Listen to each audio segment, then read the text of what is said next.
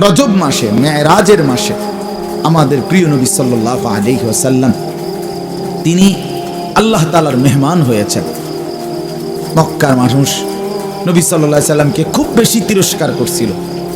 নবীজি সাল্লাল্লাহু আলাইহি ওয়াসাল্লাম ইসলাম প্রচার শুরু করার, একটু খেয়াল করেন, ৭ম বছর, মানে নবীজি ৪০ বছর বয়সে ইসলাম প্রচার শুরু করছেন, ঠিক না? এরপরে ৭ বছরের মাথায় ৭ম বছর, মানে নবীজি সাল্লাল্লাহু আলাইহি সাল্লাম বয়স যখন ৪৭, তখন মক্কাবাসী কুরাইশরা, কাফেররা একটা পরামর্শ করে রাসূলুল্লাহ সাল্লাল্লাহু আলাইহি ওয়াসাল্লাম এবং তার অনুসারীদেরকে বয়কট করছিল, মানে এক ঘরে করে দিছিল। তারা সিদ্ধান্ত নিছে যে মুহাম্মদ এবং তার অনুসারীদের সাথে কথাবার্তা, বিবাহ শাদী, লেনদেন, বেচা কিনা সব বন্ধ। আল্লাহ নবী সাল্লাল্লাহু আলাইহি ওয়াসাল্লাম তখন নিজের অনুসারীদেরকে নিয়ে ওনার আপন চাচা আবু তালেবের একটা গুহা ছিল, শিয়াবে আবি তালেব, ওইটার মধ্যে গিয়ে আশ্রয় নিছে। ৩ বছর একটানা আল্লাহ নবী সাল্লাল্লাহু আলাইহি সাল্লাম এই গুহায় এই নিজের অনুসারীদেরকে নিয়ে সীমাহীন কষ্ট করেছেন, কারা জীবন, বন্দী জীবন পালন করেছে। আমরা তারিখের কিতাবে পড়ছি, হযরত মাওলানা ইদ্রিস কান্দলভি রাহমাতুল্লাহর কিতাব সিরাতে মুস্তাফা উর্দুতে পড়ছি। সেখানে আছে যে সাহাবীরা বর্ণনা করছে ক্ষুধার কষ্টে গাছের পাতা আমরা চাবাইয়া খাইছি, ক্ষুধার কষ্টে উটের চামড়া পুরাইয়া, সাহাবী বর্ণনা করছে উটের চামড়া পুরাইয়া এরপরে আমরা পাউডার বানাইয়া ছাতুর মতো এরপরে পানি দিয়ে গুল্লা খাইছি। এতটা কষ্ট করছে। ৩ বছর পরে আল্লাহর কুদরতে ওই বয়কট ভেঙে গেছে, নবী সাল্লাল্লাহু আলাইহি সাল্লাম মুক্ত হয়েছেন। আমি শুধু সংক্ষেপে বলতেছি। তো নবী সাল্লাল্লাহু আলাইহি সাল্লাম এই ৩ বছরের অবর্ণনীয় কষ্ট সহ্য করে নবীজির বয়স যখন ৫০, ইসলাম প্রচারের ১০ বছর, এই সময় নবী সাল্লাল্লাহু আলাইহি সাল্লাম মুক্তি হলেন, মুক্তি পেলেন। কিন্তু ৩টা বছর কষ্ট করে মাত্র বের হইছে। এই সময় এই ১০ম বছর নবীজি সাল্লাল্লাহু আলাইহি সাল্লাম ৫ দিনের ব্যবধানে মুক্তি হওয়ার ৫ দিনের ব্যবধানে ২টা বড় বড় ধাক্কা কষ্ট পাইছেন নবীজি। একটা হলো নবীজির চাচা আবু তালেব, উনি ইন্তেকাল করছেন। এরপরে ৫ দিনের ব্যবধানে বা ৭ দিনের ব্যবধানে নবীজির স্ত্রী হযরত খাদিজা রাদিয়াল্লাহু তাআলা আনহা, তিনি তখন একমাত্র স্ত্রী। পরবর্তীতে নবী আরো বিবাহ করছে, সেগুলো পরে, কিন্তু তখন বিবি ছিলেন একজনই। এই একজন স্ত্রী সবচেয়ে প্রিয়জন।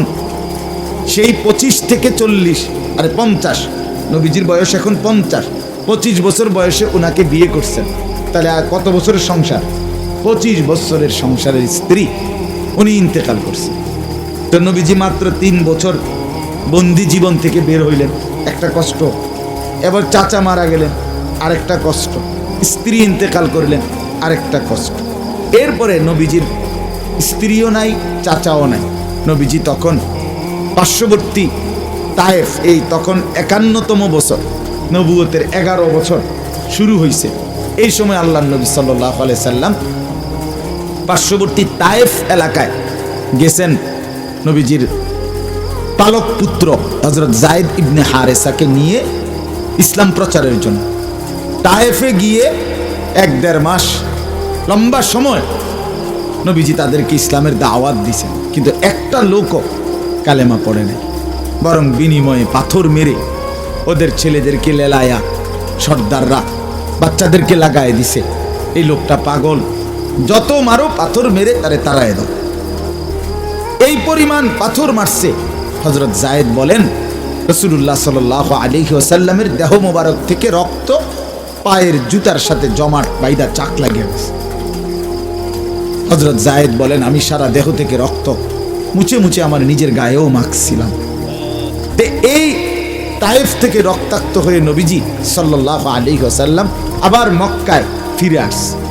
এই 4টা ধাক্কা, একটা হলো 3 বছরের বন্দি জীবন, আরেকটা হলো চাচার মৃত্যু, আরেকটা হলো স্ত্রীর মৃত্যু, আরেকটা কি এই তায়েফের রক্তাক্ত দেহ।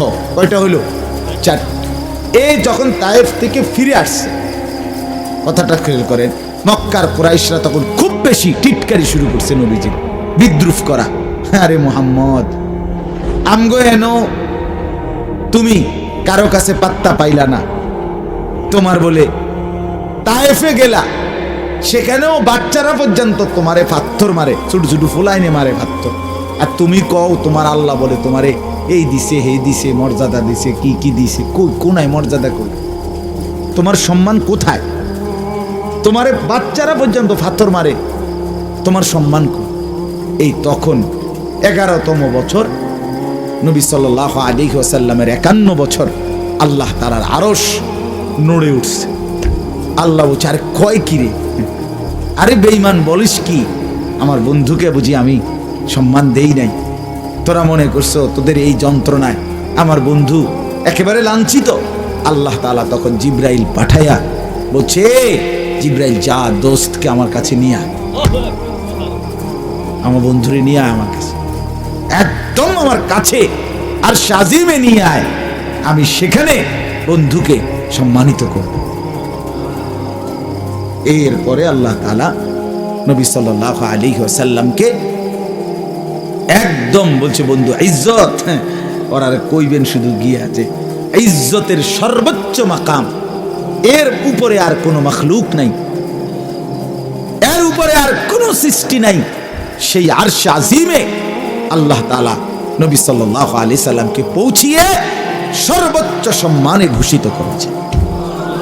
সুবহান, এটা মেরাজ।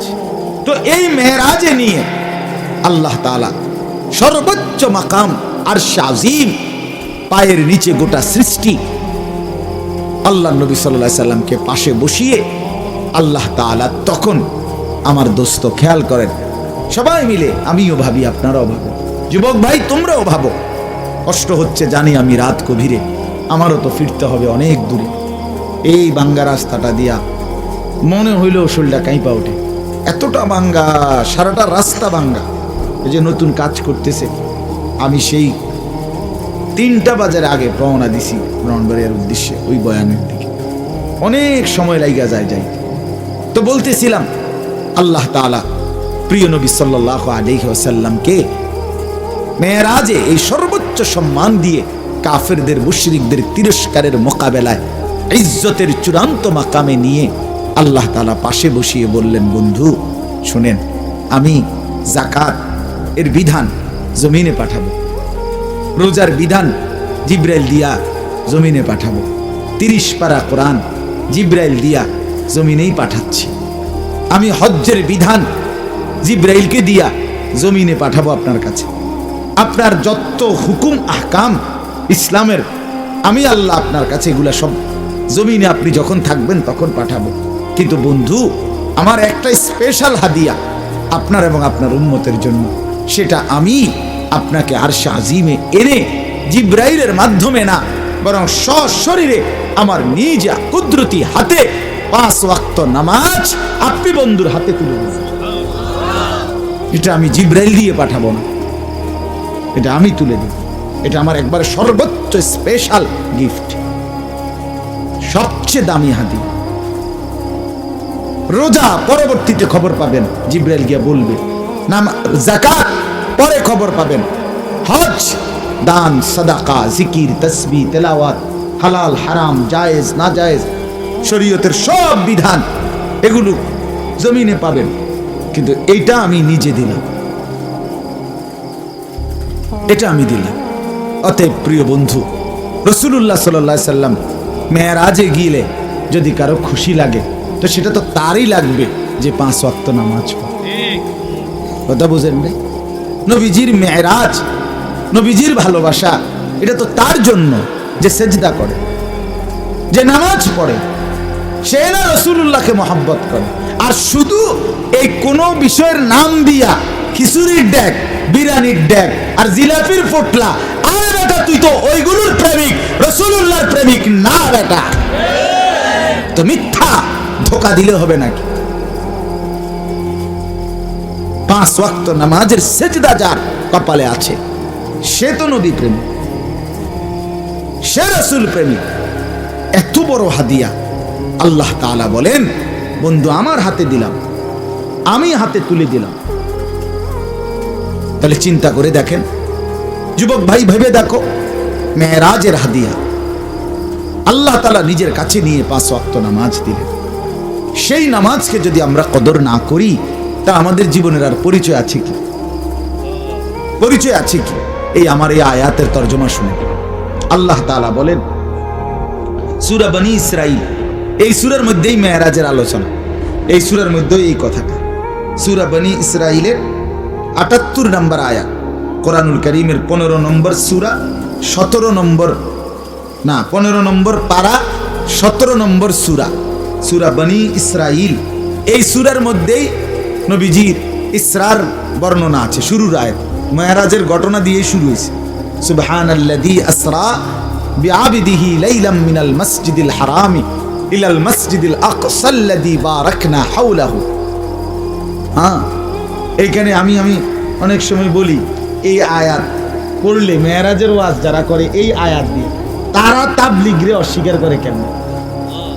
এখানে আল্লাহ সরাসরি বলল, আমি আমার বন্ধুকে এক মসজিদ থেকে আরেক মসজিদে নিছি। তো দাওয়াত তাবলীগের সাথীরা তো এক মসজিদ থেকে আরেক মসজিদে, বুঝেন নাই? মিনাল মসজিদিল হারামি ইলাল মসজিদিল আকসা। তে এই আয়াত কইরা হে বিরোধিতা করে কেন? এটা তো পরিষ্কার আয়াত, একেবারে সোজা সাপটা আয়াত। আল্লাহ বলে, বন্ধুকে আমি এক মসজিদ থেকে কই নিছি আরেক মসজিদে নিছি। মসজিদ থেকে মসজিদে গমন, এটা মেরাজের সময় হয়েছে।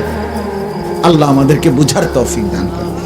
চলেন, তো এই সূরাতে আল্লাহ তাআলা বলেন আকিমিস সালাতা, বন্ধু আপনি আপনার অনুসারীদেরকে নিয়ে নামাজ আদায় করুন। লিদুলুকিশ শামসি ইলা গাসাকিল লাইল, সূর্য যখন পশ্চিম দিকে হেলে যায় তার পরবর্তী নামাজ থেকে শুরু করে রাত্র যখন পূর্ণভাবে শুরু হয় সেই পর্যন্ত। অর্থাৎ সূর্য পশ্চিম দিকে হেলে গেলে যেই নামাজের ওয়াক্ত শুরু হয় সেটাকে বলে জোহর। কোন নামাজ? এরপরে হলো আসর, এরপরে মাগরিব। আর রাত্র যখন পূর্ণভাবে শুরু হয়, ওই ছেলে কথা বলো না, কথা বলো, তোমার অসুবিধা হলে জায়গা বাইরে কথা কো, শতবদ্ধ করো না। তো এরপরে জোহর, আসর, মাগরিব, এশা। ইলা গাসাকিল লাইল অর্থ হলো রাত্র যখন পূর্ণভাবে শুরু হয়। সন্ধ্যার পরে কিছুক্ষণ আকাশে লাল চিহ্ন থাকে, সাদা চিহ্ন থাকে সন্ধ্যায়। এর কিছুক্ষণ পরে একদম কালো অন্ধকারে পূর্ণ যখন ঢেকে যায় তখন এশার ওয়াক্ত হয়। তো আল্লাহ তাআলা বলেন রাত্র যখন পূর্ণভাবে শুরু হয় ওই পর্যন্ত নামাজ আদায় করো। তাহলে কয় ওয়াক্ত হইল? 4 ওয়াক্ত, জোহর, আসর, মাগরিব, এশা। বলেন না কয় ওয়াক্ত? কি কি কোন? হ্যাঁ। আর এরপরে আল্লাহ বলেন, আল্লাহ তাআলার বলার ঢং দেখে, সুবহানাল্লাহ, গুরুত্বের বিচারে আল্লাহ তাআলা বললেন ওয়া কুরআনাল ফজর, এবং বিশেষভাবে আদায় করুন ফজরের নামাজ। ফজরের নামাজ, ফজরের নামাজ। কোন নামাজ? ফজর। 12টা 12:30টার দিকে যেটা পড়ে দুপুর। কি দোস্ত? আহা, বলো না যুবক, কতদিন হয় বলতেও পারো না ফজরের ওয়াক্ত কখন, ফজরের সূর্য কেমন, ফজরের হাসি কেমন, ফজরের বরকত কেমন। আল্লাহ তাআলা বলেন ওয়া কুরআনাল ফজর, আই সালাতাল ফজর। বাকি ফজরের নামাজকে কোরআন বলা হয়, মানে ফজরের নামাজ এটার নামাজও, আর এটার নামাজটাই কোরআন। তাফসিরে লিখছে মানে হলো এই, ফজরের নামাজ যেন কোরআনুল কারীমের লম্বা তেলাওয়াত দিয়ে মোড়াইয়া প্যাকেটিং করিয়া ফজরের নামাজ দেওয়া হয়েছে। ফজরের নামাজ যেন কোরআন মোড়ানো, কোরআন দ্বারা প্যাকেটিং করা। এই জন্য ফজরের নামাজের তেলাওয়াত কোরআন শরীফ লম্বা হয়। লম্বা হয় না? হ্যাঁ, লম্বা তেলাওয়াত। স্বাভাবিক যেই কোনো ইমাম 4 ওয়াক্ত নামাজের চাইতে ফজরের ওয়াক্তে কোরআন শরীফ তেলাওয়াত করে কি একটু বেশি, একটু লম্বা।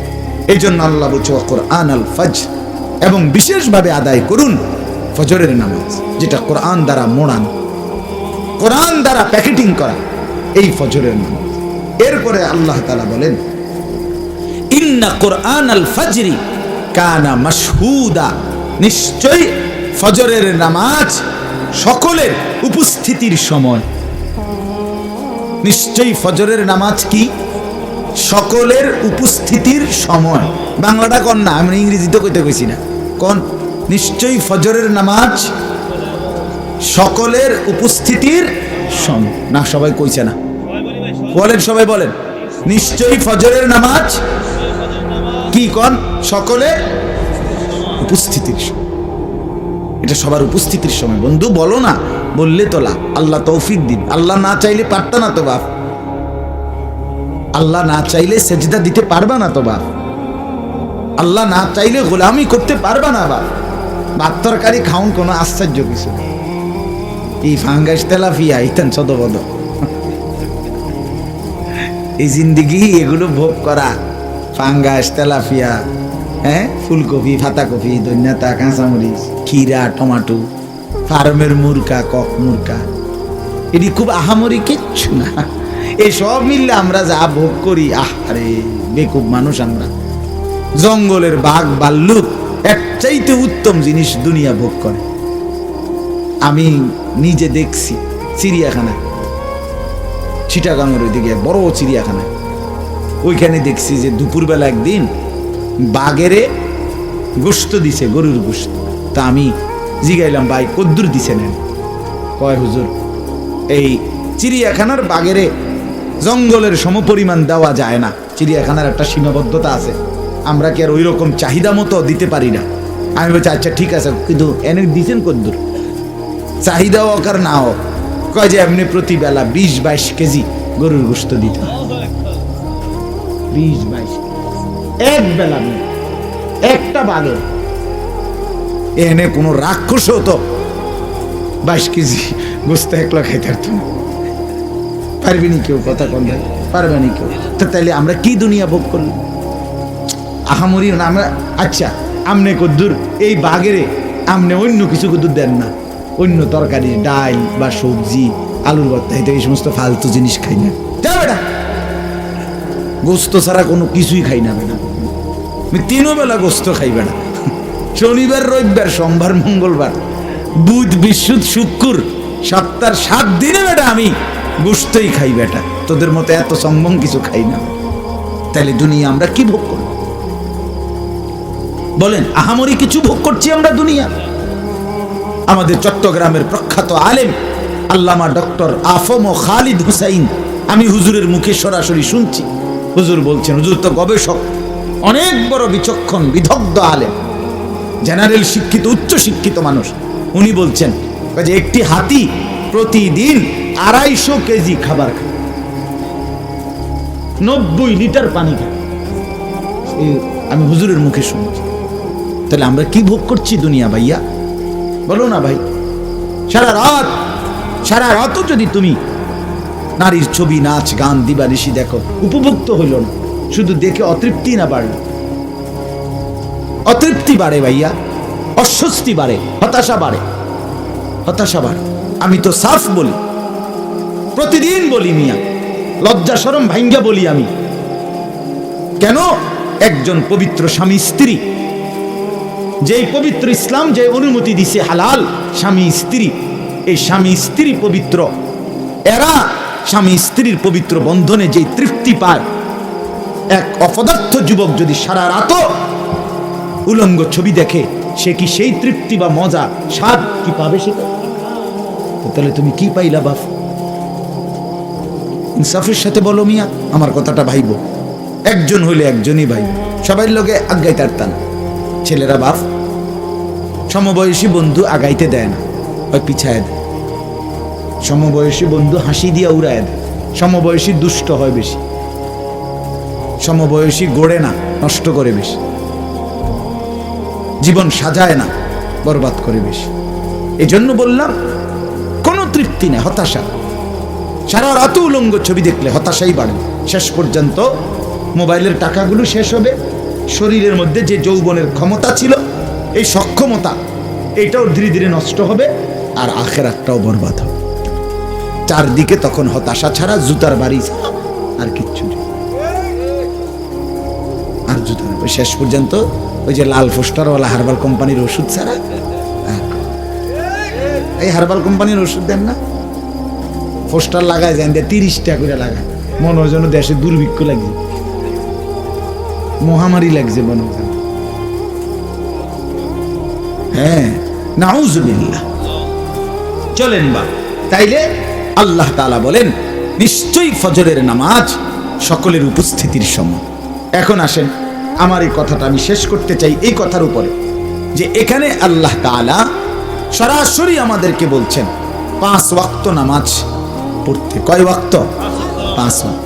5 ওয়াক্ত, বিশেষভাবে ফজরের নামাজ। আর ফজরের নামাজের ব্যাপারে বললেন একটা কথা, ফজরের একটা বৈশিষ্ট্য বললেন, ফজরের নামাজ কোরআন। ফজরের নামাজ কি? কোরআন মোড়ানো, কোরআন দ্বারা প্যাকেটিং। আরেকটা কি? নিশ্চয়ই ফজরের নামাজ সকলের উপস্থিতির সময়। এ কথার মানে কি? এ কথার মানে হলো হাদিসের মধ্যে আছে, আল্লাহর নবী সাল্লাল্লাহু আলাইহি ওয়াসাল্লাম বলেন, কথাটা খেয়াল করো ভাই, বাবা আপনারাও খেয়াল করেন।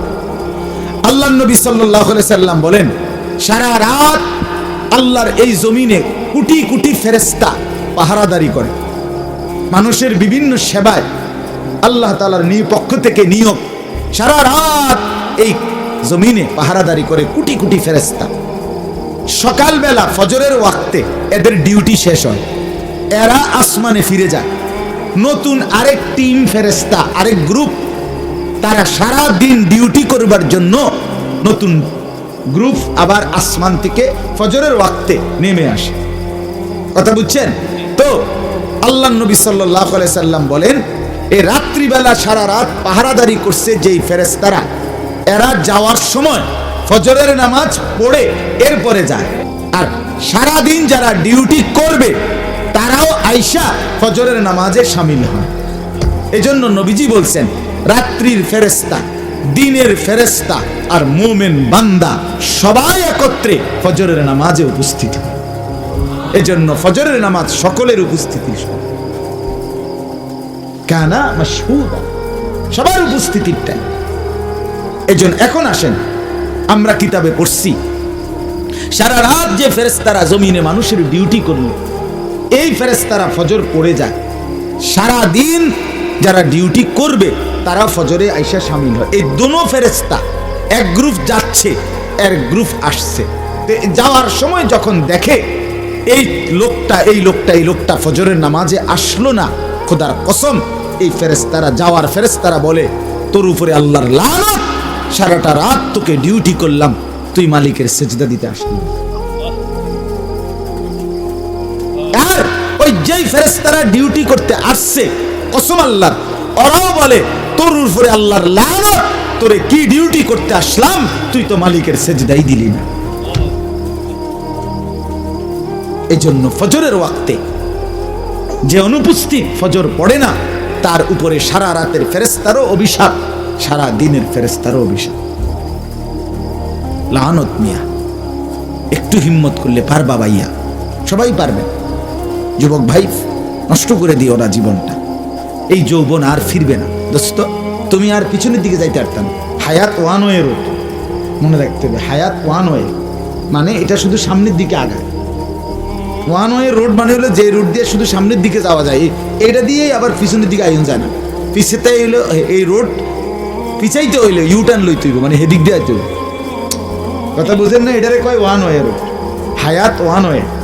মানে আমি আপনি এখন প্রত্যেকেই কোন দিকে যাচ্ছি? কবরের দিকে, পিছনের দিকে, মানে গত সপ্তাহের দিকে আমরা আর ফেরত যাইতে পারো? কথা বোঝেন নাই? গত বৃহস্পতিবারের কাছে যাইতে পারো? আর গতকালকের কাছে আমরা আর কোনোদিন যাইতে পারবো না। এই হায়াত এদিকে যায় না, হায়াত সামনে যায়, ইউটার্ন করে না, শুধুই ওয়ান ওয়ে। অর্থাৎ যুবক ভাই, আগামীতে তুমি হয় বৃদ্ধ হবা, নয় কবরে যাবে। বুড়া বাবা, আমনে হয় আটটু হায়াত পাইবেন, আর নলে মরে যাবেন, খালাস। অতএব কদর করেন, 5 ওয়াক্ত নামাজ কদর করেন। ফজরের নামাজ কদর করেন। এটা মেরাজের সবক। আমি এই জন্যই বলে মেরাজের ওয়াজ করলাম, এটাই ওয়াজ। 5 ওয়াক্ত নামাজ, 5 ওয়াক্ত নামাজ, ফজরের নামাজ, ফজরের নামাজ একটু হিম্মত করলে, সাহস করলে, একটু শক্তি সাহস রাখলে, শরীরটা পবিত্র রাখলে।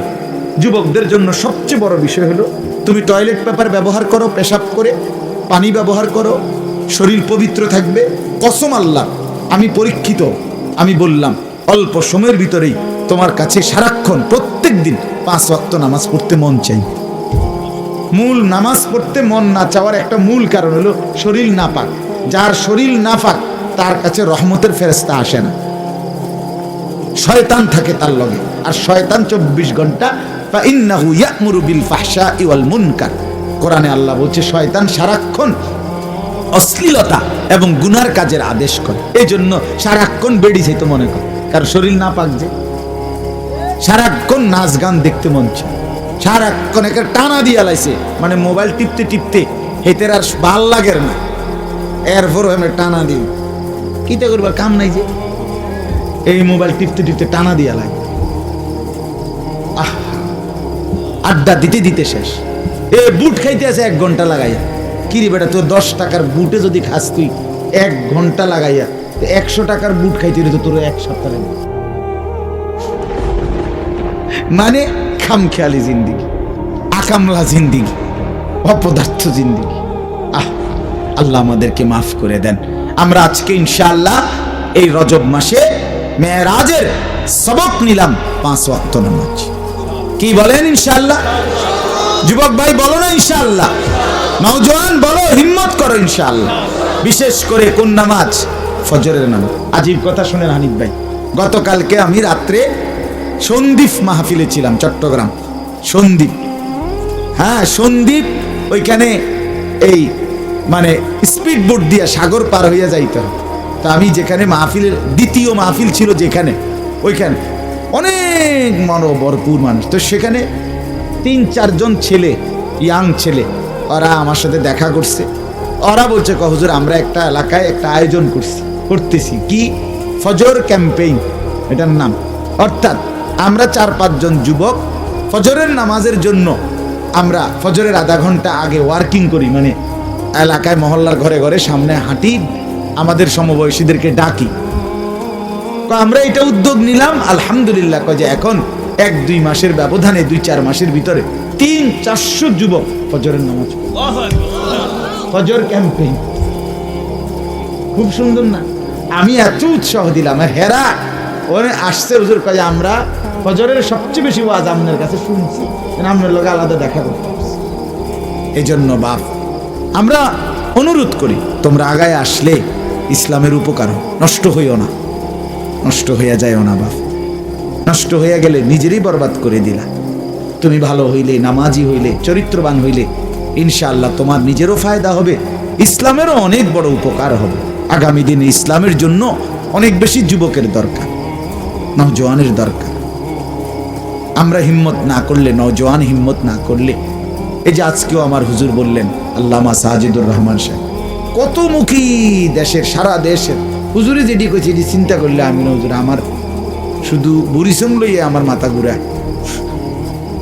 মানে আমি যে উপজেলার বিভিন্ন মুখী অসুবিধা শুনলে, আমাদের কওমি মাদ্রাসা সংগঠনের সেক্রেটারি আমি, আমাদের উপজেলা একজন, আমার এমনি মাথা ঘুরে। আর আপনি তো সারা দেশ না সারা পৃথিবী চিন্তা করেন, আপনাদের মাথা যে জাগাত আছে। হাজি অনেক মুখী অসুবিধা, ইসলামের বিরুদ্ধে চতুর্মুখী ষড়যন্ত্র ভাই। অতএব ছেলেরা তোমরা যদি আগায় আসো ইনশাআল্লাহ ইসলামের উপকার হবে।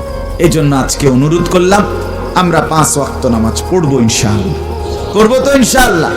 প্রিয় নবী সাল্লাল্লাহু আলাইহি সাল্লামের আখেরি ওসিয়ত নামাজ। নবীজি শেষ নামাজের কথা বলতে বলতে দুনিয়া থেকে বিদায় নিছেন। নবীজি শেষ উম্মতকে ফজরের নামাজ, সোমবার দিন ফজরের নামাজে নবীজি সাহাবীদেরকে শেষ দেখছেন, এরপরে জোহরের আগে ইন্তেকাল করছেন। এটাই কিতাবে আছে। রবিউল আউয়াল মাসের সোমবার দিন ফজরের নামাজে নবী সাহাবীদেরকে সবাইকে দেখছেন, জোহরের নামাজ আর দেখেন নাই, এর আগে ইন্তেকাল করছেন আল্লাহর নবী সাল্লাল্লাহু আলাইহি ওয়াসাল্লাম। এই জন্য আমরা 5 ওয়াক্ত নামাজ, হযরত ওমর রাদিয়াল্লাহু তাআলা আনহু মসজিদের মিম্বরে ওনাকে ছুরি দিয়ে ঘাই দিছিল ফজরের ওয়াক্তে। উনি ফজরের নামাজের ওয়াক্তে রক্তাক্ত শরীর নিয়ে এক পাশে পড়ে যাচ্ছিলেন। সাহাবীদেরকে ডেকে আব্দুর রহমান ইবনে আউফকে বলছে, আব্দুর রহমান, আগে ফজরের নামাজ আদায় করো, এরপরে আমাকে ধুইও। হযরত ওমর কাঁটা মুরগির মতো তড়ফাইছেন, সাহাবীরা আগে নামাজ পড়ছে। হযরতে খুবাইব ইবনে আদি, নবীর এক সাহাবীকে মক্কার কাফেররা ফাঁসিতে ঝুলাইছিল। এই ফাঁসিতে ঝুলাইবার আগে তানঈম নামক জায়গায়, ওই যে আয়েশা মসজিদ যেখানে, এইখানে এই উনারে বলছিল, খুবাইব, তোমার জীবনের শেষ ফাঁসির পূর্বে আশা কি? উনি বলছে 2 রাকাত নামাজ পড়তে চাই। খুলে দিছে রশি। উনি 2 রাকাত নামাজ পড়ে সালাম ফিরাইয়া আল্লাহকে বলছে, মাওলা, আমার আর কোনো পরোয়া নাই, আমি আপনাকে সেজদা করে মরছি, আমার আর কোনো চিন্তা নেই। ফালাস্তু বালি হিনা উকতালু মুসলিমান।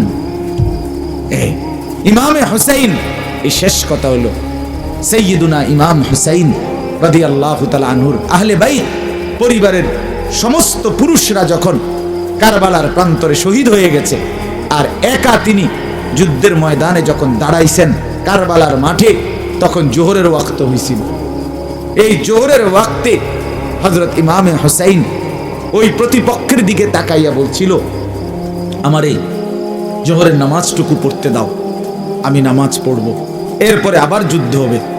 কিন্তু শিমার জিল জাউশান, এই শিমার যারে বলে না, এই বেঈমান, এই অপদার্থ হযরত ইমামে হুসাইনের দিকে তাকাইয়া দূর থেকে বলছে, হুসাইন, তোকে জোহরের নামাজ পড়তে দেয়া হবে না, তার আগেই তোর কল্লা শরীর থেকে আলাদা করা হবে। হযরত ইমাম হুসাইন বলছেন, আমরা কিতাবে পড়ছি, ইমামে হুসাইন বলছেন, সীমার, আমি তো জীবন দেওয়ার জন্যই আসছি, আমি শহীদ হব বলেই তো এখানে আসছি বেটা, জীবন ফিরায় নেওয়ার জন্য আসি নাই, শাহাদাত বরণ করব এই নিয়ত নিয়েই আসছি, দাঁড়াইছি, কিন্তু তার আগে আমি আমার মালিকের সেজদা করব, এ কথা বলে নিয়ত বাইধা ফেলছে। এবার তোর ইচ্ছা মন চাই তুই এখনই হত্যা কর, নয়তো পরে হত্যা কর, বাকি আমি আমার সেজদা দিয়েই যাব। ইমামে হুসাইন সেজদা দিছে, জোহরের নামাজ আদায় করছে। যুবক ভাই, অতএব শুধু শুধু নামকে অস্ত্রের ভালোবাসা, শুধু বিরিয়ানি খিচুড়ি, শুধু এই নামকে অস্ত্রের ভালোবাসা না বন্ধু, অনুসরণের মাধ্যমে ভালোবাসতে হবে, অনুসরণের মাধ্যমে। আল্লাহ তাআলা আমাদের প্রত্যেককে তৌফিক দেন। আজকের মাহফিল আল্লাহ তাআলা কবুল করেন, আপনাদের এই সমস্ত আয়োজনে আল্লাহ বরকত দান করেন। আমরা পড়বো তো ইনশাআল্লাহ। যুবক ছেলে তোমরা বলো নিয়ত করে, নওজোয়ান হাত উঠে কও, আল্লাহ তৌফিক দান করেন। আলহামদুলিল্লাহ রাব্বিল আলামিন। মাওলায়ে কারীম আপনি মাফ করে দেন, আল্লাহ আপনি মাফ করে দেন। রাত অনেক গভীর মাওলা, অনেক গভীর রাত, আপনি দেখছেন মাওলা, অল্প কয়েকজন নাফরমান গোলাম, আপনি মাফ করে দেন। আযাব দিলে আপনার কোনো লাভ নাই, মাফ করে দিলে আপনার কোনো ক্ষতি নাই। আল্লাহ আপনি মাফ করে দেন, মাফ করে দেন, মাফ করে দেন, দেন মাওলা, ছেলেগুলোকে মাফ করে দেন। ওরা বুঝে নাই মাওলা, ওরা পেছনের জিন্দেগি বুঝে নাই, এখন সেজদা করবে বলেছে, আপনি তৌফিক দেন, আপনি দিল পরিষ্কার করে দেন, আপনি চেহারা সুন্দর করে দেন, আপনি চুল সুন্দর করে দেন, আপনি আখলাক সুন্দর করে দেন না মাওলা। ছেলেগুলোকে ফিরায়া দেন, ফিরায়া দেন, নষ্ট হতে দিয়েন না মাওলা, বরবাদ হতে দিয়েন না মাওলা। আমার বাবা চাচা মুরব্বীদেরকে হায়াত দারাজ করেন, আরো বেশি নেক আমলের তৌফিক দেন। সমস্ত কবরবাসীদেরকে মাফ করে দেন, কিয়ামত পর্যন্ত কবরের আযাব মাফ করে দেন। পর্দার আড়ালের মা বোনদেরকে পর্দা পুশিদা দান করে, নিজের ইজ্জত নিজের সতীত্বের কদর বুঝবার তৌফিক দান করে। 5 ওয়াক্ত নামাজ আমাদের প্রত্যেককে পড়ার তৌফিক দেন, ফজরের নামাজ পড়ার তৌফিক দেন। আল্লাহ গোলামির সেজদা যেন করে মরতে পারি তৌফিক দেন, শেষ নিঃশ্বাসটাও সেজদার সাথে যেন হয় মাওলা। আল্লাহ জিন্দেগীর শেষ ওয়াক্ত নামাজ যেন জামাতের সাথে আদায় করতে পারি মাওলা। আপনি তৌফিক দেন। আল্লাহ আজকের এই মাহফিল কবুল করেন। যে যেভাবে অংশগ্রহণ করেছে, দোয়া চেয়েছে, যার যত নেক মাকসাদ আপনি পূরণ করে দেন। অসুস্থ বিমারি যারা শিফা করে দেন। কামাই রুজিতে প্রত্যেকের হালাল বরকত দান করেন। প্রবাসে যারা সহি সালামতে নিরাপদে রাখেন, আল্লাহ আমাদের সবাইকে কবুল আর মনসুর করেন। রব্বির হামহুমা কামা রব্বায়ানি সগীরা। সুবহান রাব্বিকা রব্বিল ইজ্জাতি আম্মা ইয়াসিফুন। সালামুন আলাল মুরসালিন ওয়ালহামদুলিল্লাহি রাব্বিল আলামিন।